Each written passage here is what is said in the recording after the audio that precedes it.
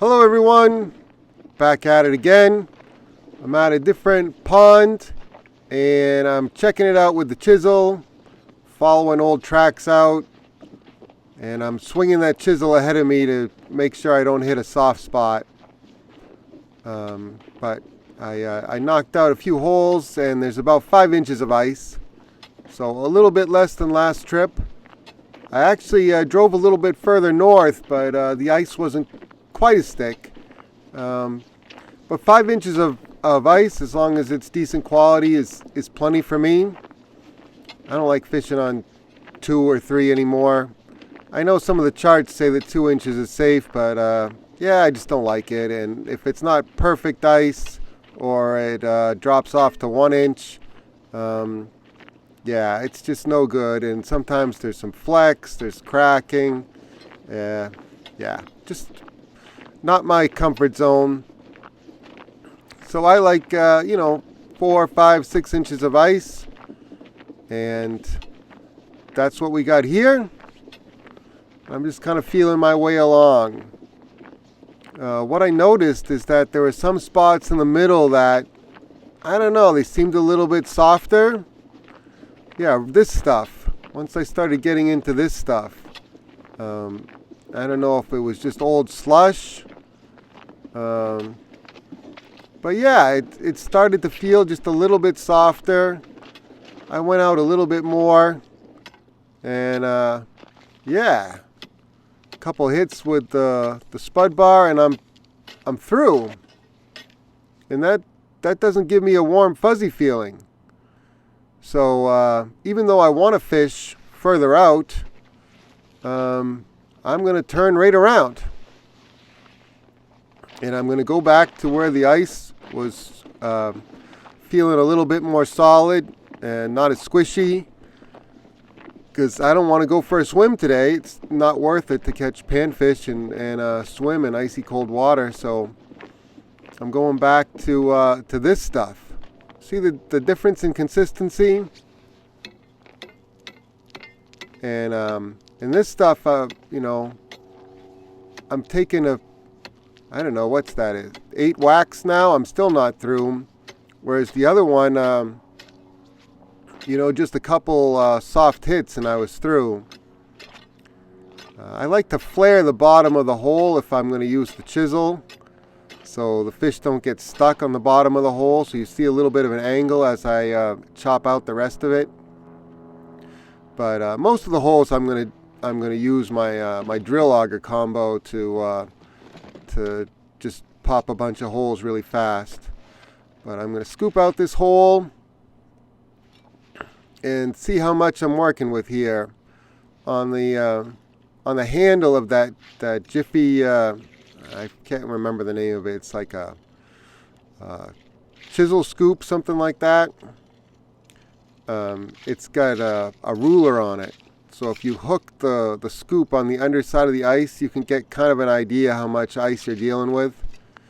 So I'm going to hook it onto the underside of the ice, and I know it's hard to see on video, but I got about 5 inches there, and that's plenty for me. So I'm just going to stay on this, I don't know what to call it, just kind of this gray ice, this thicker ice, and that soft stuff, that softer slushy stuff, I'm just going to stay off of it. So that means I can't fish where I want to fish. But there's still going to be plenty of water to fish. I'm going to have to stay a little bit shallower than I want to. But again, I don't want to go for a swim today. And that's just the way it's going to be at this pond.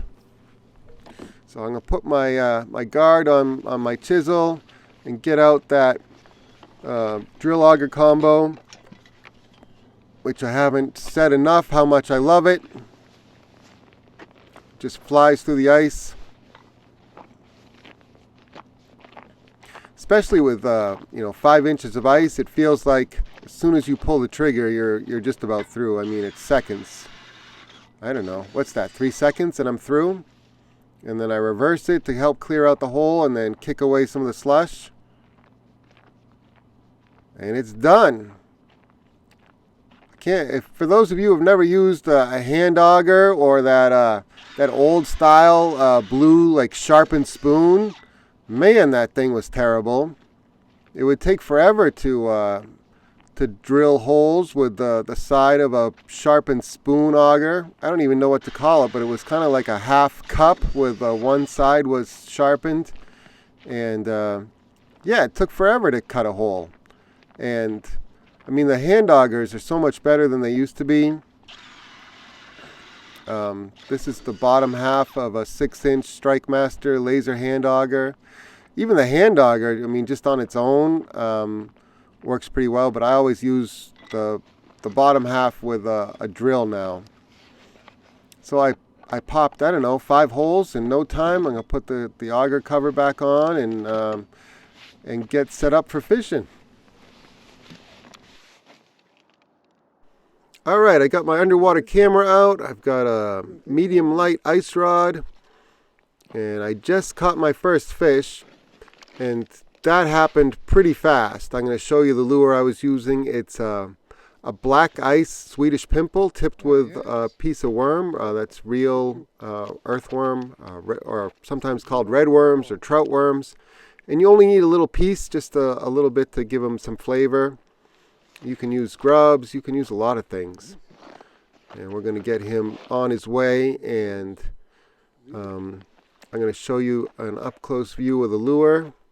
And then we're going to go underwater, because that's, I don't know, I think you can learn so much from underwater cameras. And I'm going to talk through a couple of scenes. So there it is, black ice, Swedish pimple, very subtle lure. The fish, again, weren't very aggressive on this day. I ended up catching a bunch of them, though. All right, so this is the very first view of my underwater camera. And I'm positioned over weeds. And so right away, you can tell I'm over green weeds. It's pretty shallow. The water's pretty clear. And I've got some fish moving in. This is before I even had the lure down there. And what's interesting, well, there's a couple things that are interesting. I noticed that when there were weeds, especially standing weeds, the water was clearer. It was like the weeds were acting as a filter to clear out the water. And it seemed like the fish liked that clearer water. Maybe they were able to see the lure a little bit better, or they were more aggressive, or maybe they were in the weeds because they wanted to hunt. But when I went into deeper water, the water was cloudier and the fish just seemed a lot more hesitant. All right, I've put my Swedish pimple down there, and it's a little hard to see. They're kind of camouflaged pretty well against the weeds, but there's a little bluegill. You see him? He turned away. Now, it could have been the lure was a little too big for him. He's a pretty small bluegill. But what I'm trying to do is draw fish in. And I have the lure fairly high above the weeds. And the fish can, I don't know if they can see it or they can feel the vibration, but they come in to check it out. If there's fish in the neighborhood, they will come in to check it out. And I felt the little bump there, but he didn't really eat it. He ate like a part of the worm, but he didn't get the hook, and so I swung and missed. And a lot of times, especially if they're not very active. I mean, if you swing and miss on them, they will turn and bail, just like that one did, and not come back and eat it again. All right, let's look at another scenario. This time I've got a little tungsten jig on. They didn't seem too keen on the Swedish pimple, so I went even smaller. And you see that fish looked at my jig and bailed. He did like a U-turn, swam away. Now he's coming back, checking it out. Bluegills seem especially sensitive to spin. He's got that worm in his mouth, but he doesn't quite have the hook. He's pulling it, and he spit it out. Yeah, but for whatever reason, they weren't super fired up. I get into them a little bit better later on. I'm going back and forth between the Swedish pimple and the little tungsten jig. That one I did get. He got yoinked right out of the water. You can see the camera swinging around as I bumped him on the way up. But he was released to go fight another day. They come in, and a lot of times they stare at the jig. And if it's spinning, you know, they don't seem to be a big fan of the spin. They wait till it stops spinning, suck it in, blow it out. There. He had the hook. I was watching him on video, and I was waiting until he had the hook in his mouth before I set the hook, and I still missed him. They're surprisingly quick. Yeah, I missed him again. And I don't think I'm going to get a third shot. Here comes another one. They just kind of slide in slowly usually, especially if they're singles. If there's multiple fish, sometimes they'll come in really fast. They get competitive with each other, and they also eat it better if there's multiple fish. But you learn all kinds of stuff like this, being able to see it through the camera. There was another fish that came in up top. Tried to pull it out of his friend's mouth.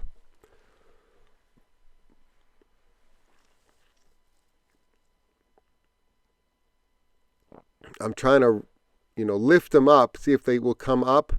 And I'm just about out of the camera zone. Oh, one got it. I missed that second one.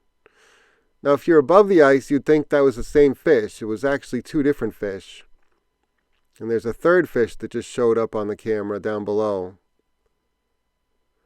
Yeah, a lot of times if you can get them to come up, they'll be a little bit more aggressive, like that. I got that one too. And you can see the camera's moving around, but one of those fish seemed to bolt and then come back, and the other one just stayed put. But a lot of times, if there's some disturbance, like you catching a fish, for example, they will skedaddle. They don't hang around all the time waiting to be caught again.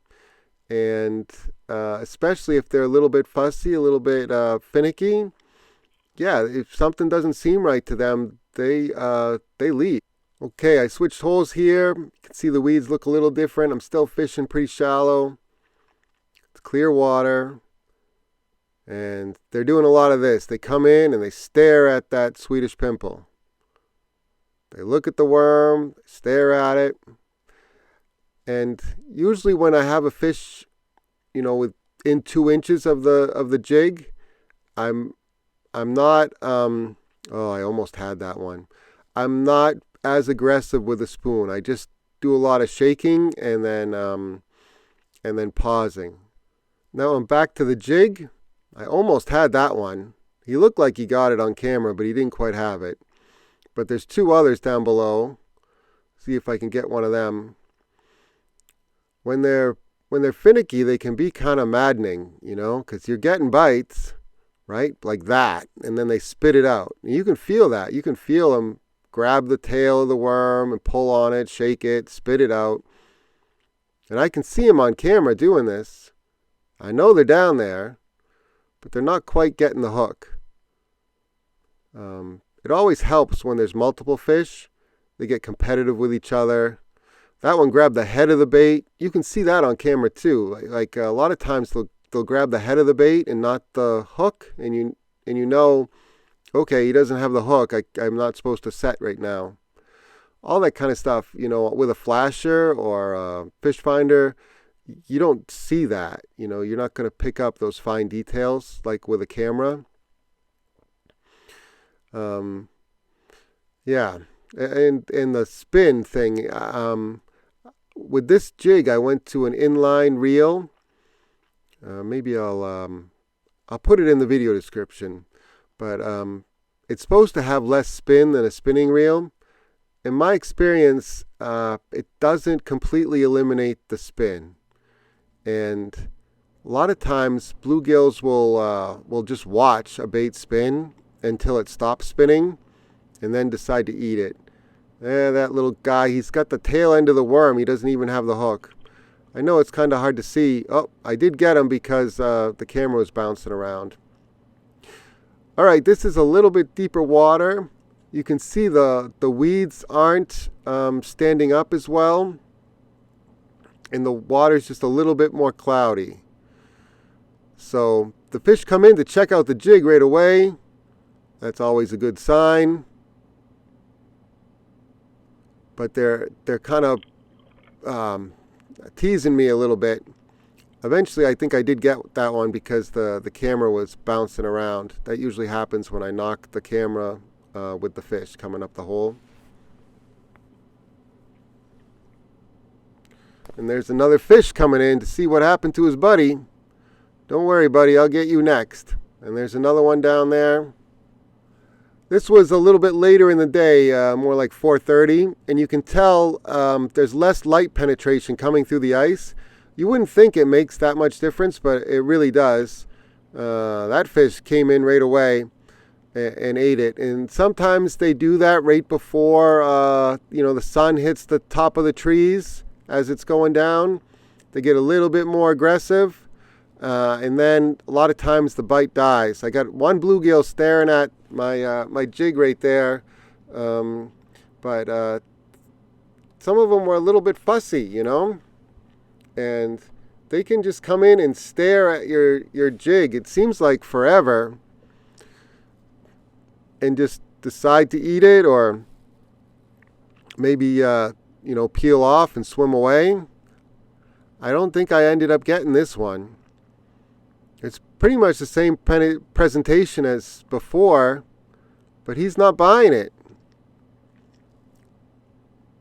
And I'm not really sure why. Maybe the color was off. Maybe I should have switched to like a red glow as I was getting towards dusk. That jig seems pretty, visible to me. I dropped down another hole, and right away I've got two fish in there on it. There's 3 fish, and they seem more charged up than that last one. You can tell, I don't know, kind of the mood of the fish. That one that's up high seems the most aggressive, and I did get him. The 2 down below, they didn't seem as keen on it. Usually the ones that are up high and they come in fast, like that guy, yeah, I got him. And that's what they look like when they're out of the water. Nothing too crazy, but nice bluegill. I think I fished until the battery on my underwater camera died, and I was pretty much done anyway. This guy's giving me a little bit of trouble getting back and down the hole, but I will get him there without getting spiked too much. You're free, buddy. All right. Thank you all for watching. I'll list all the gear in the video description. I'll catch you on the next one. See ya!